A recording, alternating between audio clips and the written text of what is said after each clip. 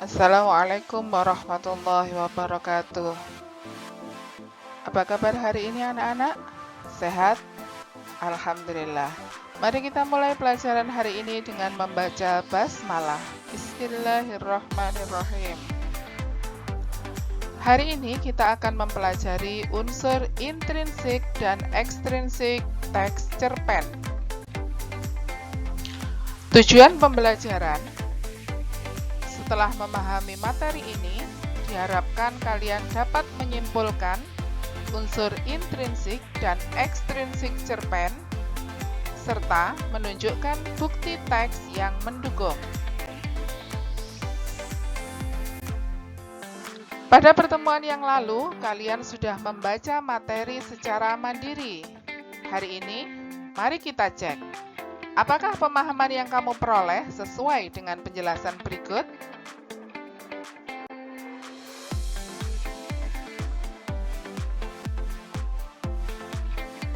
Unsur intrinsik. Unsur intrinsik adalah unsur pembangun cerpen dari dalam. Unsur intrinsik meliputi tema, latar, alur, tokoh dan penokohan, sudut pandang, dan amanat. Mari kita bahas satu persatu pada masing-masing unsur, sekaligus cara menganalisis unsur tersebut. 1. Tema. Tema adalah pokok cerita, inti cerita. Tema ditentukan melalui peristiwa atau konflik yang terjadi dalam cerita. Tema berupa frasa, bukan kalimat. Contoh menentukan tema.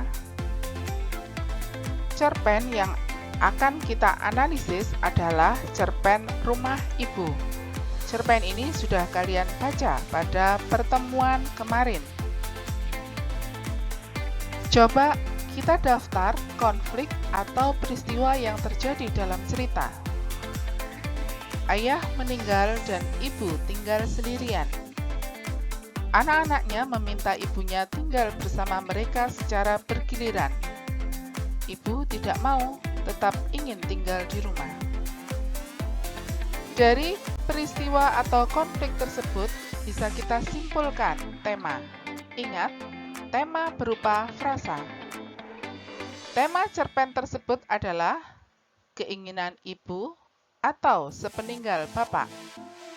Ingat, tema bukan kalimat. Berikut contoh yang kurang tepat. Seorang ibu yang ditinggal mati suaminya. Anak-anak yang berebut agar ibunya tinggal bersama mereka.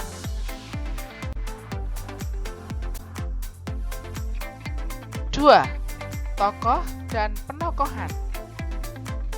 Tokoh adalah orang atau pelaku cerita. Sedangkan penokohan sama dengan perwatakan, yakni cara pengarang menggambarkan watak tokoh. Penokohan ada dua. 1. Analitik atau langsung. 2. Dramatik atau tidak langsung. Perwatakan disampaikan melalui sikap, tindakan, pikiran, atau dialog tokoh.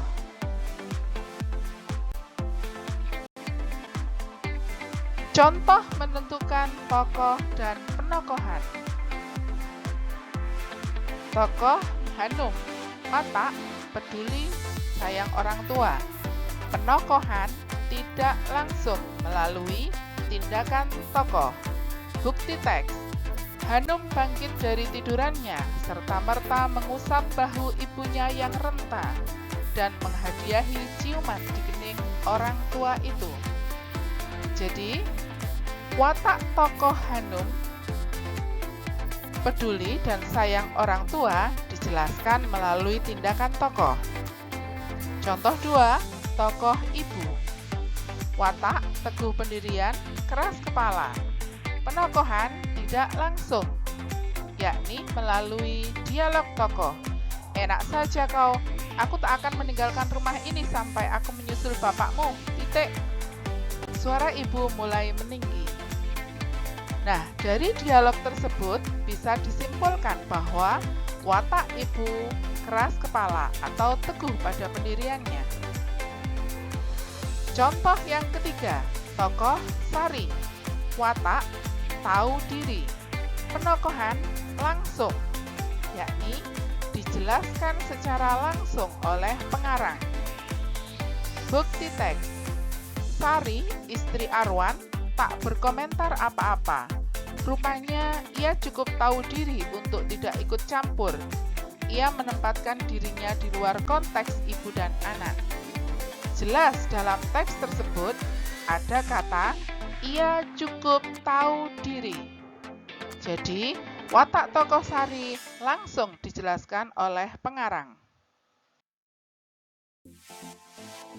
3. Latar. Latar adalah tempat, waktu, serta suasana terjadinya peristiwa dalam cerita. Contoh latar tempat. Dapur. Dengan riang, Marsha membantu ibunya di dapur sambil bersenandung. Dapur dinyatakan secara eksplisit atau tersurat di dapur. Setelah liburan seperti sekarang ini, Rianti tak segan membantu ibunya menggoreng tempe. Jelas, kegiatan menggoreng tempe dilakukan di dapur. Jadi, latar tempat di dapur disampaikan secara implisit. Jadi, latar bisa disampaikan secara eksplisit atau contoh menentukan latar. Latar tempat, rumah. Buktinya, tidak ada lagi rombongan takziah datang ke rumah. Dalam mobil, bukti. Dengan kecepatan terkendali, Arwan memaju mobil tua milik bapak menuju ke rumah sakit. Latar waktu, malam. Mereka sholat isya. Siang, bukti. Perutku rasanya melilit, pantas saja aku belum sarapan, padahal matahari sudah tepat di atas kepala. Latar suasana, tegang, bukti. Ketika anak-anak meminta agar ibu tinggal bersama mereka secara bergiliran, namun ibu bersikeras tinggal di rumah. Sedih, bukti. Kematian bapak dan ibu tinggal sendiri. Cemas, bukti. Ketika ibu muntah dan sesak napas, dan juga ketika dalam perjalanan menuju rumah sakit. 4. Alur. Alur adalah urutan peristiwa dalam cerita. Jenis alur 1. Maju atau progresif. Peristiwa terjadi secara urut, awal hingga akhir. Misalnya, peristiwa A, kemudian B, C, dan D. 2. Sorot balik atau regresif atau flashback. Peristiwa terjadi secara tidak urut, akhir dulu, kemudian diceritakan awal mulanya. Misalkan, peristiwa D1, kemudian dimulai A, B, C, dan D2.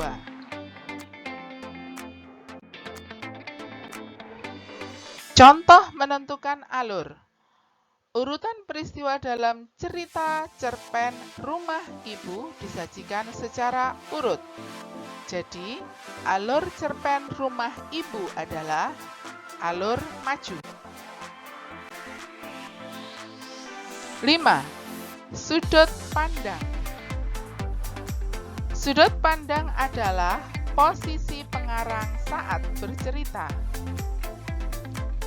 Sudut pandang biasa disebut juga dengan point of view. Kalau kalian suka membaca cerpen atau novel, mungkin kalian sudah sering menemukannya. Biasanya disingkat POV. Sudut pandang yang sering dipakai ada dua. Satu, sudut pandang orang pertama, ditandai dengan tokoh aku. Dua, sudut pandang orang ketiga, ditandai dengan tokoh dia atau nama. Contoh menentukan sudut pandang. Cerpen Rumah Ibu menggunakan sudut pandang orang ketiga. Bukti, penggunaan nama pada paparan cerita. Pada cerita tersebut ada tokoh Ibu, Arwan, Sari, Hanum, One, dan Aina. Berikut ini contoh cerpen lain yang menggunakan sudut pandang orang pertama yang ditandai dengan tokoh aku. Disinilah ayah dulu mengajariku berenang, mengajariku bunyi gembeletar punggung buaya lapar, dan kecipak anak-anak ikan kemuning. Bisa kalian saksikan, meskipun di situ ada kata ayah, tetapi pada penggalan tersebut juga ada tokohku, yakni mengajariku.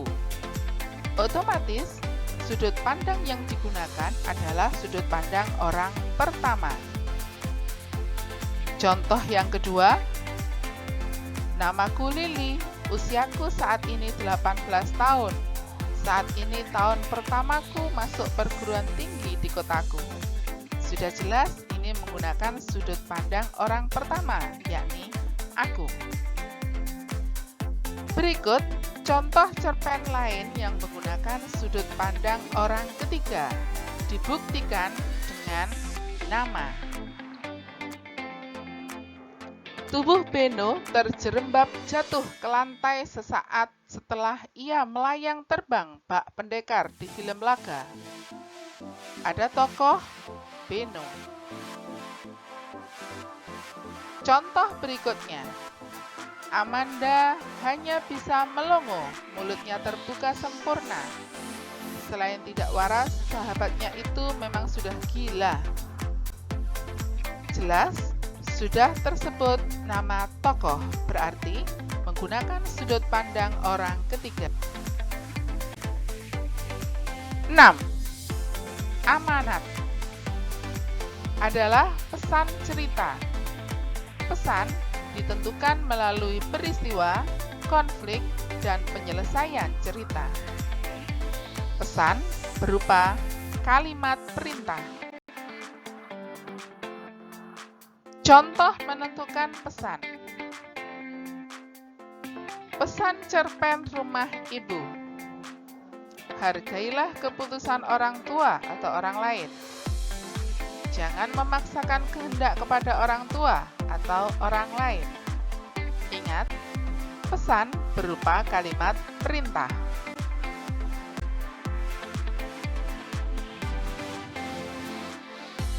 Unsur ekstrinsik, yakni unsur yang berada di luar karya sastra, namun memengaruhi karya tersebut. Unsur ekstrinsik meliputi latar belakang masyarakat, biografi pengarang, dan nilai-nilai. Latar belakang masyarakat. Kondisi masyarakat yang ada di sekitar pengarang akan berpengaruh pada karya yang dihasilkan. Contoh, pada penggunaan alat komunikasi. Cerpen yang dikarang 20 atau 30 tahun yang lalu, tokoh-tokohnya yang berkomunikasi jarak jauh pasti akan menggunakan surat atau telepon umum. Berbeda dengan cerpen masa kini, pasti komunikasi tokoh menggunakan handphone, email, bahkan memanfaatkan media sosial. 2. Biografi pengarang.